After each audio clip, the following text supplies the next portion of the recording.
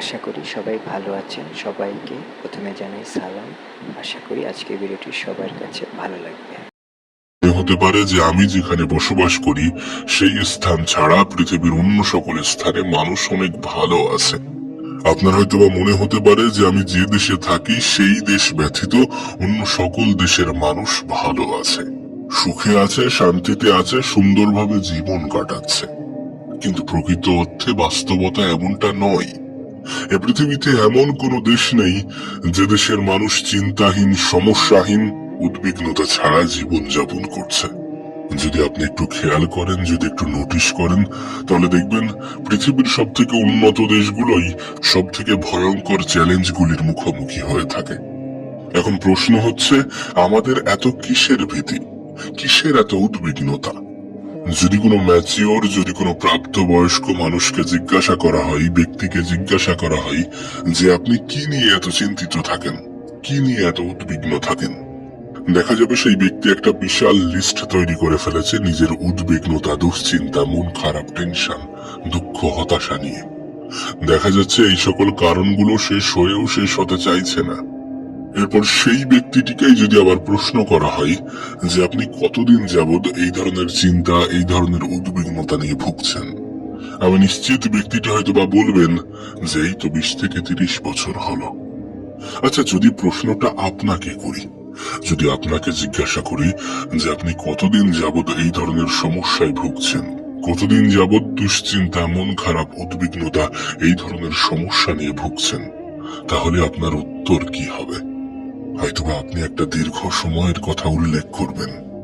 এরপর যদি আপনাকে জিজ্ঞাসা করা হয় যে এত চিন্তা বা উদ্বিগ্নতা নিয়ে এত দীর্ঘ সময় আপনি কিভাবে অতিবাহিত করলেন, কি আপনাকে দেখে রেখেছেন এই কঠিন, এই খারাপ সময়টিতে, উত্তরটা কিন্তু আমরা সকলেই জানি। তিনি আমাদের সৃষ্টিকর্তা, তিনি এ পৃথিবীর পরিচালক, তিনি আমাদের জীবনের নিয়ন্ত্রক, মহান রব্বুল আলামিন, আমাদের আল্লাহ। আমি নিশ্চিতভাবে বলতে পারি আপনি বর্তমানে যে পরিস্থিতিতে আছেন সেই পরিস্থিতি আপনার অতীতের থেকে নিশ্চিতভাবে ভালো। কিন্তু অবাক করা বিষয় হচ্ছে আপনি এখনো চিন্তামুক্ত হননি, বা আপনার উদ্বিগ্নতা, ভীতি এগুলো কিছুই কাটেনি।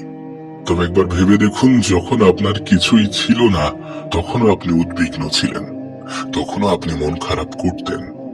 এখন আপনার সব কিছু আছে, এখন আলহামদুলিল্লাহ আপনার অনেক কিছু হয়েছে, আপনি অনেক কিছু পেয়েছেন, অর্জন করতে পেরেছেন, কিন্তু তারপরেও আপনি উদ্বিগ্ন, আপনি মন খারাপ করেন, আপনি চিন্তিত, আপনি টেনশন করেন। কিন্তু কেন? তার কারণ আমরা আল্লাহ পাকের উপরে ভরসা করি না। আমরা আমাদের রবের উপরে নির্ভর করে আমাদের জীবন পরিচালনা করি না। আমরা আমাদের ভালো সময়ে রবের শুকরিয়া আদায় করি না। আমরা আমাদের খারাপ সময়ে একটু ধৈর্য ধরতে জানি না। আর এখানেই সব থেকে বেশি সমস্যা, এখানেই প্রধান সমস্যা। তাই বলবো, আল্লাহ পাকের উপরে ভরসা করুন। পবিত্র কোরআনে বর্ণিত আছে, চিন্তা করো না, আল্লাহ আমাদের সঙ্গে আছেন।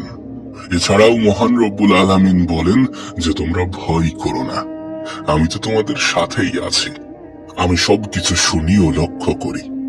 একবার প্রশ্ন করুন নিজেকে, একবার নিজেকে প্রশ্ন করুন যে আমাদের এত চিন্তা কিসের, যখন স্বয়ং রব, আমাদের সৃষ্টিকর্তা আমাদেরকে বলছেন যে তিনি আমাদের সঙ্গে আছেন, তিনি আমাদের সাথে আছেন, তিনি দেখেন, তিনি আমাদেরকে লক্ষ্য করেন, তাহলে আমাদের কিসের এত চিন্তা, কিসের এত মন খারাপ?